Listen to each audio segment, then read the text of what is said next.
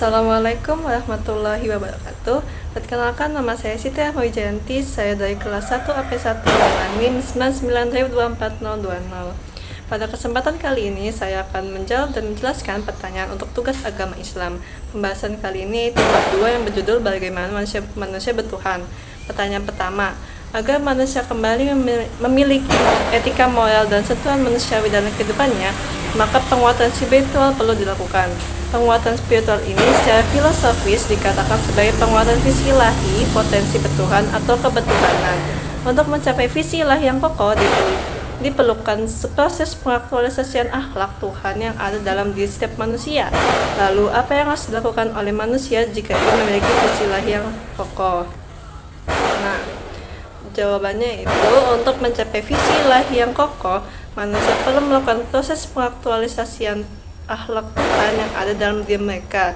Selain itu, diperlukan pelatihan jiwa secara sistematis, dramatis, dan berkesinambungan dengan memadukan antara pola pikir, tafakkur wa ta'amul oleh rasa, tazawwuk oleh jiwa, hidayah, dan olahraga, rihla wa jihad. Dengan melakukan proses pengaktualisasian ini, insya Allah manusia akan memiliki visi ilahi yang kokoh. Selanjutnya, untuk pertanyaan kedua, Syed Hussein Nasr juga menawarkan terapi spiritual untuk mengatasi problematika manusia modern. Nah, terapi spiritual ini caranya dengan menghimbau manusia untuk mendalami dan mempraktikkan tasawuf sebab tasawuflah yang dapat memberikan jawaban terhadap kebutuhan spiritual mereka. Ia berpendapat bahwa penyelesaian dan perbaikan keadaan tidak dapat tercapai secara optimal jika hanya dicari dari dalam kehidupan lahir, karena kehidupan lahir hanya merupakan gambaran atau akibat dari kehidupan manusia yang digerakkan oleh tiga kekuatan pokok. Tiga kekuatan pokok ini yaitu adalah akal, syahwat, dan nafsu amarah. Melalui praktik tasawuf ini, manusia dilatih untuk mengendalikan akhlak, syahwat, dan nafsu amarah.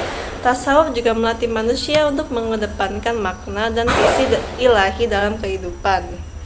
Jadi, tasawuf ini mempunyai peran penting dalam membangun spiritualitas manusia. Nah, pertanyaan yang ketiga adalah, setiap orang mempunyai potensi, namun tidak semua orang mampu mengaktualisasikan potensi spiritual tersebut menjadi kesadaran spiritual. Sadar artinya tahu, mengerti, dan paham, lalu bertindak sesuai dengan tuntutan yang dipahaminya. Bahkan ia menghayati makna di balik sikap yang didasari pemahaman tersebut. Nah, kesadaran spiritual dalam bahasa Islam sering disebut dengan al-wahyu al-ruhani, kesadaran spiritual, atau al-wahyu al-ilahi, kecerdasan ketuhanan.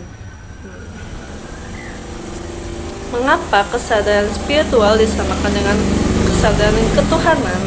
Nah, jadi kesadaran spiritual ini seringkali disamakan dengan kesadaran ketuhanan karena dalam keduanya itu mempunyai hubungan yang erat dengan pemahaman yang lebih mendalam tentang eksistensi manusia dan hubungannya dengan Tuhan.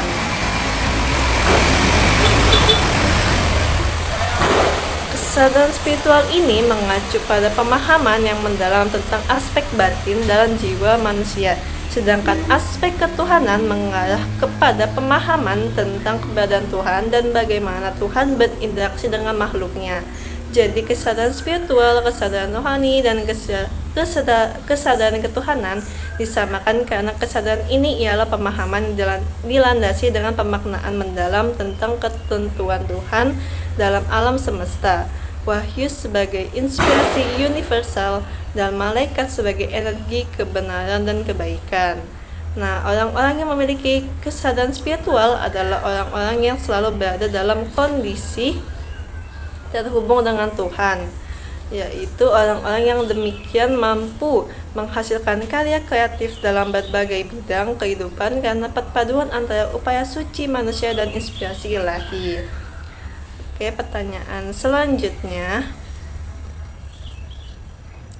Tuhan dalam bahasa Indonesia merupakan terjemahan dari kata Lord dalam bahasa Inggris, Señor dalam bahasa Latin, Senhor dalam bahasa Portugis, dan Maulayah atau Sayyidi dalam bahasa Arab. Semua kosakata di atas menyarankan pada makna Tuhan. Kata Tuhan disinyalir berasal dari kata Tuhan yang mengalami gejala bahasa Paramasuai 42 sehingga diberi tambahan bunyi yang H, seperti empas menjadi empas, hembus menjadi hembus. Lalu apakah sejatinya Tuhan itu? Pertanyaan ini telah membuat banyak manusia berpusing-pusing melalui pertanyaan tersebut. Dengan konsep di atas bahwa sebuah kerajaan yang dipimpin oleh Tuhan Raja akan memberikan ganjaran kepada mereka yang berbuat baik dan memberi hukuman kepada mereka yang berbuat salah. Dalam Khazanah pemikiran umat Islam, diskusi tentang Tuhan adalah pembicaraan yang tidak pernah tuntas dan selalu menjadi polemik. Itulah sebabnya ilmu yang membicarakan Tuhan disebut ilmu kalam dan pekajiannya disebut dengan mutakalim. Nah, bagaimana Tuhan dirasakan kehadirannya dalam perspektif fisiologis? Tuhan dirasakan kehadirannya dalam perspektif fisiologis melalui keterbukaan pada adikodrati yang merupakan fitrah manusia sejak lahir. Manusia secara alami dapat merasakan yang gaib karena di dalam dirinya terdapat unsur spirit yang digambarkan sebagai jiwa yang halus yang ditiupkan oleh Tuhan, yaitu roh. Nah, roh ini yang memungkinkan manusia untuk mengenal Tuhan dan merasakan kehadirannya dalam setiap fenomena di alam semesta, serta kehadiran Tuhan dapat dirasakan sebagai suatu pengalaman batin yang mendalam dan personal, yang bisa mempengaruhi emosi, perilaku, serta persepsi seseorang terhadap dunia dan dirinya sendiri. Lalu bagaimana Tuhan disembah oleh masyarakat dalam perspektif sosiologis? Dalam perspektif sosiologis, Tuhan disembah oleh masyarakat melalui praktik kolektif dalam konteks keagamaan. Proses ini berkembang dari animisme ke politeisme dan akhirnya ke monoteisme. Tuhan dipandang sebagai sumber kebenaran dan kebajikan yang memberikan harapan dan makna dalam hidup.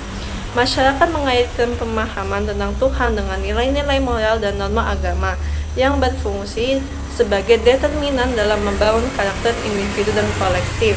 Dengan demikian, kebetuhanan berperan penting dalam membentuk perilaku manusia dan karakter masyarakat. Lalu, bagaimana Tuhan dirasionalkan dalam perspektif filosofis? Dalam perspektif filosofis, pembahasan tentang Tuhan berfokus pada cara manusia bertuhan melalui rasio. Terdapat berbagai argumen filsafat yang diajukan oleh para filsuf agama yang menjelaskan hakikat Tuhan dan cara bertuhan yang benar. Yang pertama yaitu dalil hududs diajukan oleh Al-Kindi. Argumen ini menegaskan bahwa alam semesta yang terbatas memerlukan pencipta yang tidak terbatas dan satu-satunya sebab pertama dari segala yang ada. Selanjutnya, dalil Al-Timkan diperkenal oleh Ibnu Sina. Argumen ini membedakan antara wujud niscaya, wajib al-wujud yang merupakan Tuhan, dan wujud potensial, mukmin al-wujud yang adalah alam semesta. Alam tidak dapat mengaktualkan dirinya sendiri tanpa adanya Tuhan yang menjadi prinsip aktualitas. Dan terakhir, dalil al-inayah diajukan oleh Ibnu Rushd. Argumen ini menekankan pada keteraturan dan keterpaduan alam semesta sebagai bukti adanya perancang yang hebat yang bisa diselidiki melalui metode yang sesuai dengan ajaran Al-Quran. Secara keseluruhan, argumen-argumen ini menegaskan bahwa Tuhan adalah pencipta yang esensial dan tidak tergantung pada siapapun. serta menjadi sebab pertama dari segala sesuatu yang ada di alam semesta. Selanjutnya, konsep tentang Tuhan dalam perspektif teologis. Dalam perspektif ini, kesadaran tentang Tuhan, baik, buruk, dan cara beragama hanya dapat diterima jika berasal dari Tuhan sendiri melalui wahyunya, bukan dari prakarsa manusia. Tuhan memperkenalkan dirinya dan konsep baik buruk kepada manusia melalui cara pernyataan, baik yang umum maupun yang khusus. Tanpa inisiatif Tuhan melalui wahyunya, manusia tidak mampu menjadi manusia yang bertuhan dan beribadah kepadanya. Baik, selanjutnya pertanyaan kelima.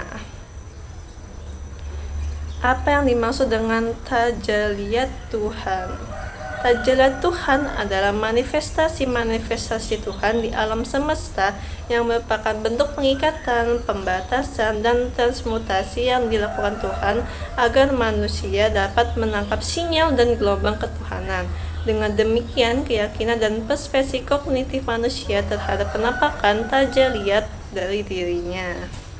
Yang terakhir nih, yang keenam, memaksanya untuk tunduk kepada tuntunan kesenjangan jasmania seringkali terjadi konflik internal dalam diri manusia antara dorongan spiritual dan material, sehingga dalam khazanah Islam dikenal paling tidak ada 3 tipologi jiwa manusia, yaitu an-nafs al-ammarah bisu, jiwa yang selalu tergerak melakukan keburukan, an-nafs al-lawamah, jiwa yang selalu mencela diri, dan an-nafs al-mutmainnah, jiwa yang tenang. Agar manusia tetap konsisten dalam kebaikan dan kebenaran Tuhan, apa yang harus dilakukan oleh manusia? Agar manusia dapat konsisten dalam kebaikan dan kebenaran Tuhan, penting untuk membangun relasi yang baik dengannya. Kehidupan yang terlalu fokus pada aspek fisik dan materi menghalangi hubungan harmonis dengan Tuhan. Oleh karena itu, spiritualitas harus diutamakan, memungkinkan manusia merasakan kehadiran Tuhan dalam setiap tindakannya. Dengan mengasah spiritualitas, manusia dapat melihat segala sesuatu dengan visi ilahi. Visi ilahi ini penting agar tindakan dan perilaku manusia didasari oleh kecintaan kepada Tuhan yang merupakan manifestasi dari kebenaran universal dan pengabdian kepada sesama. Nah, alhamdulillah sampai sini saja jawaban dan penjelasan saya mengenai bab 2 ini. Sekian dari saya, kurang lebihnya mohon dimaafkan. Wassalamualaikum warahmatullahi wabarakatuh. Bye.